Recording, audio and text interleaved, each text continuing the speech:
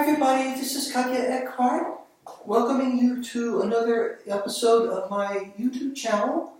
Thank you for joining me this evening. Tonight I'm wearing my zebra Michael Kors dress. I also have this matching belt to sort of accessorize this outfit. And I'm wearing my Calvin Klein high heels and some black hose. So let me just give you the full effect. I hope everybody's doing well. It's been about a week since my last video.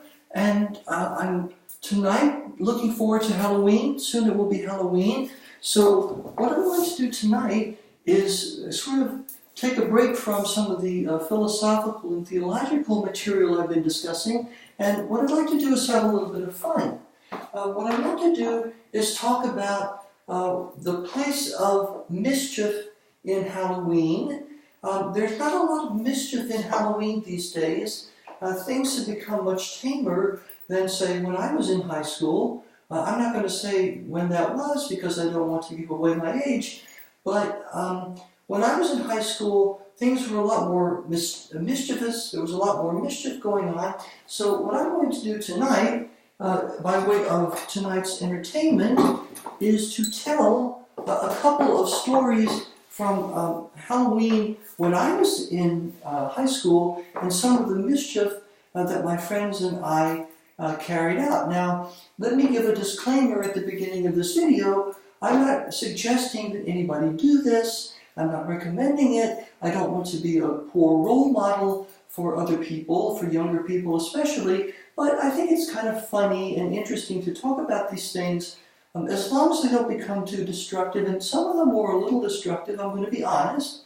But I think I want to say that because one of the things that disappoints me about the way Halloween often is celebrated today is that there isn't any real mischief involved in it anymore. You know, Halloween needs to be a little mischievous. There needs to be a little creepiness or scariness in it. We have a lot of the treats, but we sort of lost sight of the tricks. It used to be trick or treat. Now it's mostly treats, and sometimes, the kids' parents will take them to a school or a church, a shut-in, where everybody is sort of gathered in this building, and they have activities and things like that. And I'm not saying that there's anything wrong with that. I understand, especially in today's society, in today's culture, where there's so much really horrendous violence perpetrated against children. If I were a parent, which I'm not, but if I were a parent, I would be pretty concerned about that too. So I understand why that's happened. It's just that there's a part of me that misses the mischief, and I think that there is a place for mischief as long as it doesn't become too destructive. So with that disclaimer out of the way, let me just tell a couple of stories about when I was younger and in high school, and a couple of incidents of mischief that my friends and I carried out on a couple of Halloween nights. It was maybe a couple of years apart or something like that. So I remember in the first incident, my best friend in high school and I had just gotten a car. And so I was mobile, and he had a car too, but I think I was driving at the time. So we had been driving around this neighborhood a few days before Halloween, and there was this house, sort of like this large house, with a big porch and a gigantic pumpkin on the porch that hadn't been carved, but it was sitting there. And so my friend and I were thinking, well, I think we want to steal that pumpkin, and we're going to smash it. Now, that's not a good thing. I don't condone that, but I had to be honest because I had to tell the story. And in a way, it worked out well because we kind of got what we deserved. So we started laying plans about how we were going to kidnap or steal this pumpkin and then take it off down the hill and maybe smash it, or maybe just throw it into the woods or something like that. And basically the way it worked was this house was in a neighborhood up here, and then down below, sort of on a ridge just below the neighborhood, there was a street. And so you could park on this street below the neighborhood where the house was, and then there was like a trail that would go up the side of the hill into the neighborhood, so you could sort of park the car on the street, sneak up the hill, go to the house, the front porch, steal the pumpkin, and then take it back down the side of the hill and throw it into the woods or whatever. So that's what we planned to do. So I guess we got there shortly after dark, And we parked the car on the street below. We climbed up the hill. We took the pumpkin. Right? Nobody heard anything. All the lights in the house were off. Or maybe there was someone in the back of the house, but nobody was aware of what was going on, happening on the front porch. So we took this pumpkin, and then we carried it. It was very heavy. It took both of us to lift it. And so we carried it back down the hill. And as we were going down the hill, we dropped it. And sure enough, the pumpkin broke. So we kind of thought, oh, well, we accomplished our objective. Maybe not in the way we expected, but okay. So then we went back down to the car, and we prepared to get into the car to drive off. And it was my car. I remember at the time I was driving a yellow Honda Civic, and I couldn't find my keys. I had lost my keys. Evidently, at some point, either in getting out of the car, or maybe I had put them in my pocket sort of, haphazardly, and we were going up the hill to get the pumpkin, or coming back down the hill with the pumpkin. I lost them. So, of course, we were both really freaked out. And we're thinking, well, what are we going to do here? And we looked around the car, we looked, couldn't find the keys. So eventually, I think what happened was there was a payphone not too far from there, and my friend went to the payphone and asked his father to call him. All the while, we're worried about getting caught because the people might find out that the pumpkin was gone. They might start looking around, and they might find us. So we're both sweating bullets at that point. So my friend calls his father, and we make up this cockamamie story about, well, we parked here to get something out of the glove compartment, and I guess at some point we got out of the car, and I lost my keys, and I couldn't find them. We just made this story up out of whole cloth. And my friend's father was a minister, so he was the son of a minister, and they're usually always bad. Well, that's not true, but they have a reputation. I certainly was no better, if not worse, even though I wasn't a preacher's son. But you could tell that his father didn't believe us at all. And when I got home and told my parents that story, they didn't believe us at all either. But we got away with it, even though we really did have to pay because, I couldn't get my car until my father brought me back the next day with a set of spare keys, and then I could finally drive it away. And fortunately, we never got caught, but we did get punished in a way. We kind of got what we deserved. So that was one incident that I wanted to describe of mischief. And again, I don't think that's a good one because it was destructive. You're stealing somebody's property, and that really isn't right. But I have to be honest, and I certainly was no angel growing up, and so that's what happened. Now, the other incident, I believe, though, is one where it actually was a good case of mischief because I think it was appropriate. So this is probably the one that I prefer more, and I think this is the kind of mischief that there might be a place for in Halloween. Let me just say it that way.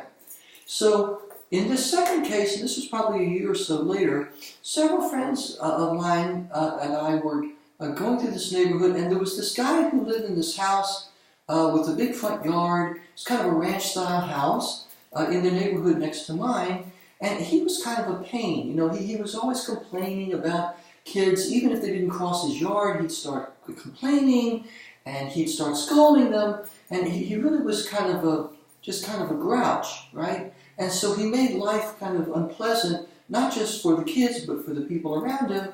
So we were thinking, well, maybe we should do something about this on Halloween. So we put our heads together, and we came up with a plan. And the plan that we came up with was, you know that when you have a package and you want to ship something fragile, like a vase, a glass vase, or a piece of pottery or something like that, there are all these packing curls that you pack the fragile object into the box with so that it won't get broken.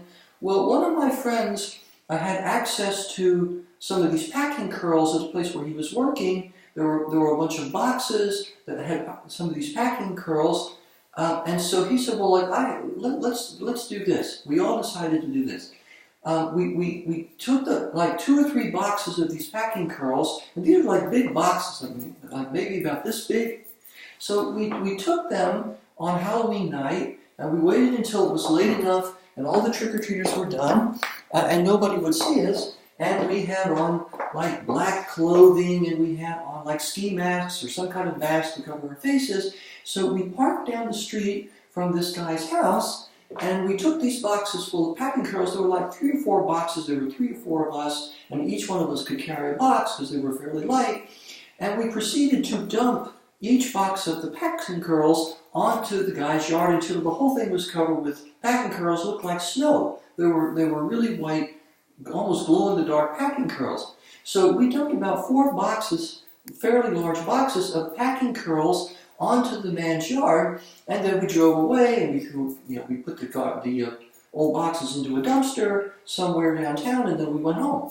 So what was interesting about this trick is that I don't know if you realize this, but in the size of these packing curls, they were so small that you really couldn't rake them up, because if you tried to rake them with an ordinary rake for like raking leaves, the packing curls were just small enough to slip through the prongs on the rake. And so what happened was the next day, November 1st, we decided to drive by the house to see how it looked. And the poor guy was out in the front yard trying to rake up these packing curls and cussing up a blue storm, a blue streak.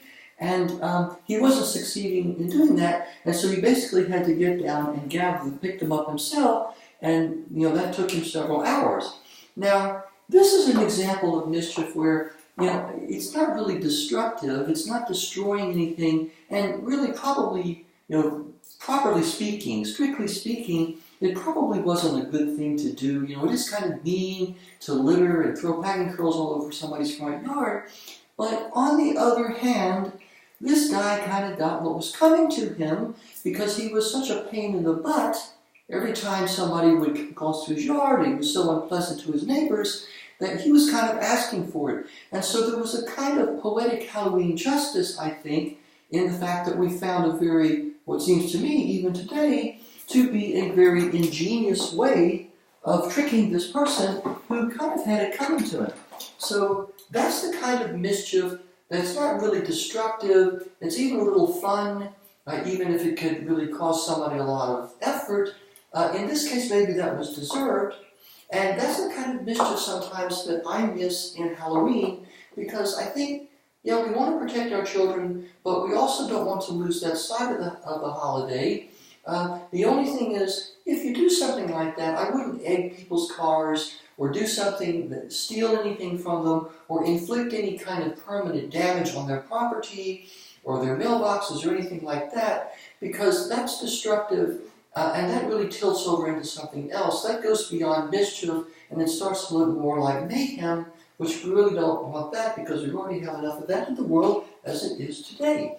So that's what I wanted to talk about again. And once again, here's my zebra dress, my Michael Kors zebra dress. I really like this belt with it because I think it complements the outfit nicely, sort of makes it pop. It brings the waist in a little bit. The last time I wore this, it was sort of more loosely fitting. I like it to have a little tighter fit because I think it's a little more modish, has a little more kind of retro look. And it just, I think it fits my figure a little bit better. But anyway, here's the outfit. I'll let you have another look at it this way. And I hope everybody has a restful and a peaceful and an enjoyable good evening. I know that a lot of you are getting ready for Halloween, so I'm looking forward to it too. We probably won't have too many trick-or-treaters, but that's one of my favorite holidays as well. So I'm looking forward to that.